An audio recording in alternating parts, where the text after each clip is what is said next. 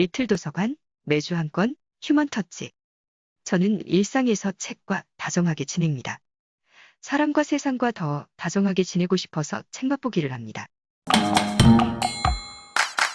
이번에 책 맛보기 하는 책 제목은 감염병 인류입니다. 2021년 4월에 발간한 이 책을 최신 과학 서적인 줄 알고 덥석 골랐습니다. 저의 예상은 빗나갔습니다. 저자는 신경인류학자 박한성과 인지종교학자 구영찬입니다. 두 사람은 모두 의학, 인류학, 종교학 등의 학문 영역을 진화론을 기반으로 확장해 가고 있는 학자들인 듯합니다. 감염병 인류라는 책은 감염병이 야기하는 특이점이 오기 전에, 즉 손을 쓸 수 없는 팬데믹에 이르기 전에 21세기 뉴노멀 시대에 공동체 붕괴를 막기 위한 대처 방안을 제시하고 있습니다. 과거의 인류에서 찾은 방안입니다. 그것을 책은 한마디로 다음과 같이 표현합니다. 뉴노멀 시대는 다시 찾은 과거다. 라고 말입니다. 여기서 과거는 구석기 시대일 수도 있고 19세기 독일에서 공중보건을 창시하던 때일 수 있고 20세기 카미 소설 페스트에 등장하는 시민들이 봉쇄된 도시에서 연대의식을 발휘하던 시기일 수도 있고 어쩌면 대한민국 건국 이전일 수도 있을 것 같습니다. 책은 과학적인 내용만을 다루지 않습니다. 책의 프롤로그에서 어원을 밝혀가며 책이 담고 있는 내용을 소개하고 있습니다. 그 부분을 인용해 봅니다. 인플루엔자는 원래 이탈리아에서 유래한 말이다.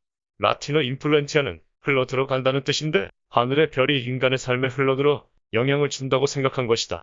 건강과 질병도 다 하늘의 뜻이었다. 코로나 바이러스라는 이름도 별에서 유래한다. 태양 주위에 나타나는 왕관 모양의 광원을 코로나라고 하는데 바이러스의 전자 현미경 사진이 태양의 코로나를 연상시켰기 때문이다. 재난을 뜻하는 디제스터의 어원을 살펴보면 디스는 부정적인 상태를 뜻하고 아스트로는 별을 뜻한다. 이 책에서 다루는 이야기는 바로 별에 관한 이야기이다. 저 하늘에 고장난 별, 즉 인플루엔자와 코로나 바이러스 등 전염병의 이야기, 그리고 그로 인한 인간의 고통과 슬픔, 편견과 미움, 질병과 죽음에 관한 이야기, 즉 디제스터, 재난의 이야기이다. 재난은 우리의 상식을 넘어서는 재앙과 고난을 말합니다. 책은 특이점이라는 말로 그 순간을 설명합니다. 코로나19 팬데믹에서 일어날 수 있는 책이 예견하는 특이점의 상황을 옮겨봅니다. 점점 신종 감염병의 출현 주기가 짧아지고 있다. 조만간에 도무지 손을 쓸 수 없는 특이점이 올지도 모른다. 어느 시점이 되면 감염병은 다른 침입자와 조우하여 결합할 것이다. 점점 더 빨리 진화하고 치명적인 돌연 변이의 출현이 촉진될 것이다. 마비기환의 세상은 인류사적으로는 낯선 상황이 아니다. 상황이 심해지면 밀어 닥치는 환자로 병원은 마비 상태에 빠지고 의료 물자가 금방 바닥날 것이다. 공포에 질린 의사와 간호사가 병원을 떠나기 시작하면 마지막이 온 것이다. 이러한 혼란은 인류사에서 흔하게 일어났던 정상적 과정이다. 팬데믹 연대기를 보면, 그리고 지금 세계를 휩쓸고 있는 감염병의 위세를 보면 낙관적 예상은 너무 순진한 것이다. 코로나19가 유행하기 전에도 인류는 팬데믹에 계속 시달리고 있었다. 공식적인 팬데믹으로 취급하지 않는 수많은 감염병이 인류의 목숨을 앗아가고 있고 앞으로도 그럴 것이다. 책은 감염병이 야기한 특이점이 국가 붕괴로까지 연결될 수 있다는 사실을 일깨워줍니다. 팬데믹 상황에서 현재의 국가가 붕괴되고 새로운 국가가 대두될 수 있다는 것입니다. 하지만 현재의 국가가 붕괴되더라도 세금을 걷는 주체는 여전히 건재하다고 하니 우리들은 여전히 국가 공동체의 틀을 벗어날 수는 없는가 봅니다. 저자는 국가의 붕괴가 가져다줄 유익함으로 질서의 정상화, 복지의 향상, 자유의 확장을 언급합니다. 하지만 국가의 붕괴를 한 번도 겪어보지 못한 세대로서 실감이 잘 되지 않았습니다. 국가의 붕괴는 문화의 재공식화와 탈중심화로 봐야 한다. 그래서 인류학자 스콧은 과감하게도 국가 붕괴가 질서의 정상화라고 주장한다. 중앙 집권화된 권력을 유지하지는 못하겠지만 오히려 자유를 만끽하고 인류의 복지는 결과적으로 향상된다는 것이다. 로마 제국은 멸망해도 로마인은 여전히 삶을 지속할 수 있었던 것처럼 말이다. 다만 국경선의 모양과 세금을 징수하는 주체가 바뀐다는 것이다. 그러나 이러한 주장에 선뜻 동의하기 어렵다. 우리의 부모님은 대한제국이 망한 이후 일본의 식민지 하에서도 여전히 살아왔습니다. 그렇지만 일제강점기로 다시 돌아가고 싶지는 않을 것 같습니다. 저자는 뉴노멀 시대는 다시 찾은 과거다라는 입장을 견지하는 걸로 봐서 21세기 뉴노멀 시대의 특이점에 새롭게 대두될 나라를 다시 찾은 과거의 어딘가에서 혹시 찾았는지도 모르겠습니다. 아마 그 나라는 감염병을 일사불란하게 관리할 수 있는 나라일 수도 있지 않을까 싶습니다. 지금까지 한 번도 경험해보지 못한 그런 나라는 감염병만큼이나 멀리하고 싶을 것 같기도 합니다. 팬데믹 상황에서 공동체가 연대의식을 발휘하여 더불어 생존을 도모하는 일은 우선되어야 마땅합니다. 그런 이유 때문인지는 알 수 없어도 최근 감염병 관리를 잘할 수 있는 국가의 새로운 탄생에 거세게 저항할 수 있는 걸림돌로 종교를 지목하는 듯합니다. 그렇게 느끼게 했던 문장들을 옮겨봅니다. 종교는 인간이 다른 동물과 다르다고 생각한다. 매우 특별한 존재라고 한다.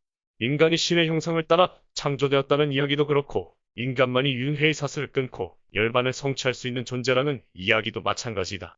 인간이 특별한 존재라는 주장을 오랫동안 고수해왔다. 그런데 인간의 마음은 동물과 다르지 않다. 종교사를 되돌아보면 종교가 전체 사회를 위해서 일사불란하게 협력했던 적은 별로 없다. 전염병 상황에서 종교는 문제 해결을 지연하거나 악화시키곤 했다. 인류의 역사책을 들춰보면 차라리 종교가 없는 편이 나았겠다는 생각이 들곤 한다. 우리 사회는 종교계에 무척 많은 특권을 부여해왔다. 종교에서 문제가 발생하면 전체적으로는 괜찮은데 예외적인 광신도나 사이비 종파의 문제로 간주된다. 종교에 관한 과도한 기대이자 잘못된 환상이다. 진정한 종교는 잘못을 범하지 않는다는 믿음은 착각이고 허상이다. 저는 종교를 깊이 공부한 적이 없어서 잘 모릅니다만 인류 역사의 한켠에 종교의 자리가 늘 있었던 것은 분명해 보입니다. 인류가 지금까지 진화를 이어올 수 있었던 것은 일정 부분 종교의 기여가 있었기에 가능했을 듯합니다. 과학이나 정치가 우리들을 편리하게 해주는 역할이 있습니다. 동시에 그 둘은 모두 한계를 내포하고 있습니다. 종교에 광신도가 있는 것과 마찬가지로 미친 과학자나 미친 정치가도 존재했습니다. 종교는 분명 어두운 그림자를 갖고 있습니다. 동시에 인류에게 밝은 빛으로 다가가 다시 일어설 수 있는 힘을 주었던 적도 있지 않았던가 싶습니다. 과학, 정치, 종교는 서로를 견제하는 도구로서 모두 필요합니다. 삼권분립과 같은 제도처럼 치우치지 않고 균형을 잡도록 해야 합니다. 그러지 않으면 무소불위의 횡포를 막을 수가 없을 것입니다. 각자의 활기를 마음껏 펼치는데 다소 걸림돌이 되더라도 서로의 존재를 인정해야 합니다. 인류 공동체가 소멸되지 않고 진화의 길로 나아가기 위해서는 어느 하나라도 소홀히 할 수 없습니다. 하지만 책의 논지는 거의 종교 무용론에 가까워 보입니다. 종교의 자유를 인정하지 않는 주변 나라들이 어쩔 수 없이 떠올랐습니다. 책은 지구촌이나 세계화를 반대하는 입장을 드러냅니다. 개방과 소통이 팬데믹과 무관하지 않다고 진단합니다. 21세기 과학기술의 힘을 빌어 개방과 소통을 이어갈 수 있는 방법을 찾기보다는 책은 과거에서 해법을 찾고 싶어 합니다. 인류가 코로나19 팬데믹으로부터 벗어나서 살 수 있는 길은 세계화 이전의 과거로 후퇴하는 수밖에 없다는 듯이 말입니다. 새로운 과거라는 제목 아래 쓰인 프롤로그는 약간의 허풍과 공포 조장 때문에 저절로 주목하게 됩니다. 프롤로그에는 다음과 같은 문장들이 적혀 있습니다. 전 세계를 하나의 지구촌으로 만들겠다는 장밋빛 미래. 그러나 이제 그 오랜 비전을 이야기하는 사람은 없다.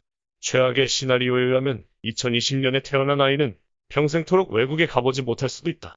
팬데믹은 이제 시작된 것에 불과하다. 영화의 요편을 보았을 뿐이다. 인류가 겪은 어떤 팬데믹도 단기간에 종결된 적이 없다. 이 와중에 세계가 한국의 방역을 보고 부러워한다는 식의 국가주의적 보도는 참 이상한 일이다. 소위 K 방역을 찬양하려면 몇 년 이상 천천히 지켜보아도 늦지 않다. 최근 최초로 세계화를 도모했던 수메르의 도시국가 우르크가 전염병으로 무너진 사례를 듭니다. 인류가 전염병으로 인해 사라지지 않고 지금까지 진화해온 사실은 간과한 듯합니다. 책은 세계화를 비판하면서 향후 변화될 세상에 대해 다음과 같이 전망합니다. 언제부터인가 세계는 거대한 하나의 도시가 될 것처럼 연결되고 있었다. 그것이 밝은 미래를 보장해 줄 것이라고 모두 근거 없는 희망을 품었다. 불을 극대화하려는 지배층이 교역과 지리의 규모를 확장하려는 시도는 처음이 아니다. 5500년 전 수메르의 도시국가 우르크는 최초의 세계 체제를 이루었지만 전염병으로 오래가지 못했다. 지금의 인류는 지구 전체를 하나의 도시나 다름없는 제국을 건설했다. 강력한 백신과 항생제, 의료의 향상과 위생의 개선에도 불구하고 2차 세계대전 이후 3번의 공식적인 팬데믹이 발생했다. 코로나 종식 여부는 아무도 모른다. 설령 종식된다고 해도 안심할 수 없다. 미래는 누구도 알 수 없다. 그러나 끝없이 커지기만 하던 세계 무역과 인력, 물자의 이동은 기세가 꺾일 것이다. 사람들이 여행을 덜하고 무역을 줄이며 공공보건에 더 관심을 기울일 것이다. 백화점에 진열된 해외 상품의 개수도 줄어들 것이다. 단종 재배와 공장형 사육, 생태계 파괴, 세계화 등의 대중의 의문이 제기될 것이다.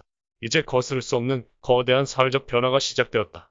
최초의 세계 체제 우르크가 무너진 것처럼 지금의 단일한 세계 경제 체제가 종막을 고할지 모른다.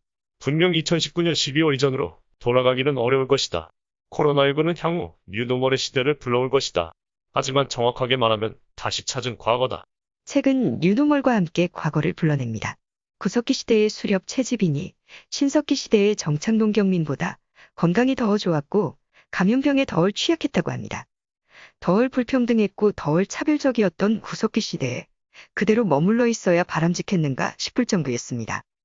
RNA 백신이 만들어지는 4차 산업혁명 시대에 감염병 극복 논의치고는 미약하게 여겨졌습니다. 하지만 만연한 유전자 조작과 생화학 무기에 제대로 대처하지 못한다면 저자들의 견해는 유효할 것도 같습니다. 책이 구석기 시대를 소환하는 장면은 다음과 같습니다. 인류의 역사는 감염병의 역사이다. 그러나 인류가 감염병에 시달리지 않았던 시기가 있었다. 문명이 들어서기 전 수렵 채집을 하던 때이다. 물론 구석기 시대로 돌아갈 수는 없다. 하지만 지긋지긋한 감염병 연대기에 마지막 장을 끝내려면 아주 오랜 선조의 경험에 눈을 돌려야 한다. 흔히 흑사병으로 인해 찬란한 르네상스가 도래했다고 말하는 사람이 있다. 맞는 말이지만 그래도 싫다. 인구의 3분의 1 이상을 희생하고 얻는 르네상스라면 차라리 중세의 암흑기에서 사는 편을 택하겠다. 인류는 밝은 미래를 꿈꾸는 본성이 있다. 기술적 사회적 혁신을 통해서 문제를 해결할 수 있다고 보기 때문이다. 그러나 인류가 자랑하는 신석기 농업혁명이나 산업혁명은 모두 인류를 큰 어려움에 빠뜨렸다. 감염균은 새롭게 변화한 환경에 재빨리 적응했고 수많은 사람과 가축이 깨죽음을 당했다. 사실 기술 혁신은 역설적으로 인류사적 퇴보에 가깝다. 신석기 혁명도 엄청난 수준의 불평등을 유발했고 분배는 차별적이었다. 구석기 수렵 채집인에 비해 신석기는 신장이 작아졌고 수명도 훨씬 짧아졌으며 수많은 감염병에 시달리게 되었다. 지난 1만 년의 불평등은 지금도 그 기세가 꺾이지 않고 있다.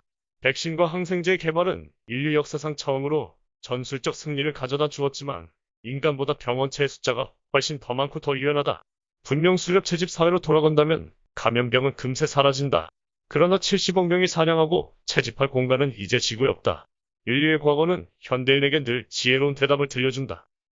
사실 저는 뉴노멀 시대는 다시 찾은 과거라는 말의 의미를 끝내 제대로 이해할 수 없어서 답답했습니다. 과거에서 무엇을 찾아서 어떻게 적용하라는 것인지 저로서는 도무지 헤아릴 길이 없었습니다. 하지만 저자들에게는 돌아갈 과거와 찾아야 할 과거가 분명할 수도 있을 것 같다는 생각이 들었습니다. 책의 논지를 따라가다 보면 나라를 개방하지 않고 폐쇄시켰던 독재 국가가 어쩌면 안전한 나라일지 모른다는 생각을 저절로 하게 될 수 있습니다. 저자 박한선은 정신과 의사였다가 인류학을 전공했습니다. 그가 진로를 바꾼 것은 독일에서 의사였다가 인류학자가 된 그리고 정치가였던 19세기의 피르오라는 인물을 본받고 싶었기 때문일 것 같았습니다. 만약 저자가 피르오를 따라 의사가 되고 인류학자가 되었다면 이제 남은 꿈은 정치가가 되는 것일 듯합니다. 그렇게 되어야 자신이 숭배하는 피르오에게 더 가까이 다가갈 수 있을 테니 말입니다. 피르오를 우러르는 저자 박한선의 심경이 책에 흠씬 녹아 있습니다. 그 부분을 옮겨봅니다. 피르오의 진정한 위대함은 더 큰 규모에서 빛을 발했다. 바로 정치였다. 아니, 의사가 정치를? 인류학자가 정치를? 그러나 피르오는 적극적으로 중앙 정치에 발을 내딛는다. 젊은 시절 보고서에 썼던 꿈을 하나씩 실현해 나갔다. 그는 이른바 공중보건을 창시한 사람이다. 피르오는 이렇게 말했다. 의학은 사회과학이며 정치는 대규모의 의학에 불과하다. 사회과학으로서의 의학은 이론적 해결책을, 정치와 인류학은 실제적 해결책을 찾아야 한다. 코로나19는 이러한 피르오의 선언이 옳았음을 아주 고통스러운 방법으로 알려주고 있다. 방역 진단, 격리, 치료 등 전염병 대응은 사회적 수준에서 결정되고 시행된다. 전염병으로 인한 경제활동의 위축과 소득 감소, 교육과 보육의 변화 등 다양한 이슈들은 사회에 영향을 미친다. 대규모의 의학이 개입해야 하는 문제들이다. 전염병은 의학적 문제이다. 그러나 전염병의 발생은 사회적 수준의 문제이다. 피르오가 주창했던 공중보건은 카미의 소설 페스트에 나온 시민의 연대의식과 연결될 수 있습니다. 책은 여러 번에 걸쳐 소설 페스트를 언급하고 있습니다. 예전에 조류독감이 유행하던 시절 페스트를 읽었던 적이 있습니다. 소설의 첫 부분과 마지막 부분에 주인공 의사의 아내가 등장합니다. 아내는 1년 동안 질병을 앓다가 요양원을 향해 떠나는 것으로 소설은 시작됩니다. 남편이 봉쇄된 도시에서 전염병으로부터 시민들을 지키느라 사투를 벌이는 동안 아내는 요양원에서 혼자서 투병했을 것입니다.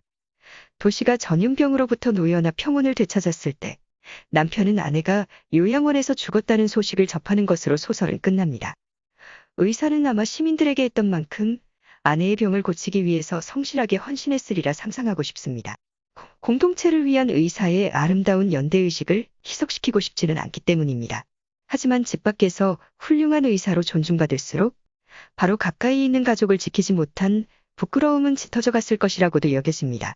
뉴노멀 시대의 감염병 극복 방안에 등장하는 인물은 구석기 시대의 원시인, 19세기 독일 의사이자 인류학자이자 정치가였던 피르호, 20세기 소설 패스트의 주인공 의사 등입니다.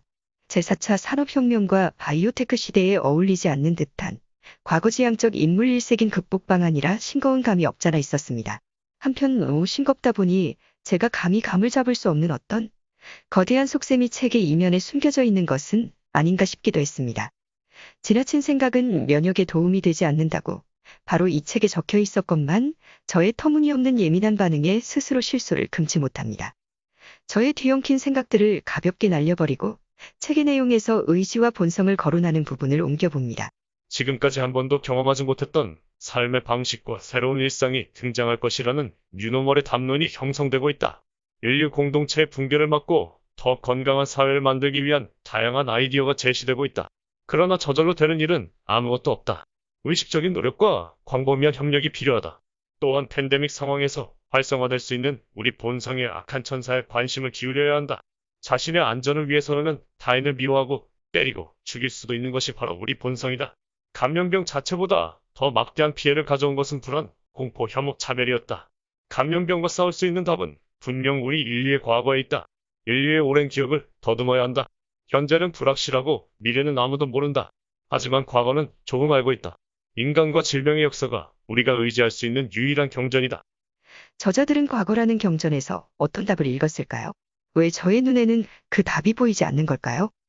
팬데믹 상황에서 약이 될 수 있는 우리들의 악한 본성을 잠재우기 위해서는 센 정치, 센 국가 권력이 필요하고 과학은 거기에 공중보건으로 앞장서서 동조해야 하고 종교는 전적으로 무용하다는 것을 저자들은 혹시 읽어냈는지도 모르겠습니다. 이번 책은 팬데믹 상황에서 한 번도 경험해보지 못한 안전한 나라를 유지시키는데 이론적 뒷받침을 제공할 수도 있을 것 같습니다. 무거운 마음으로 책을 덮게 됩니다.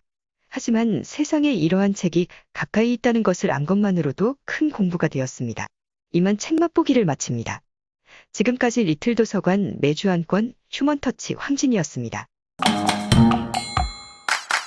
책 맛보기는 그저 제가 경험한 책, 사람, 세상 이야기일 뿐입니다. 이야기하다 보면 사람이 덜 된 저 자신을 즐겁게 발견하게 됩니다.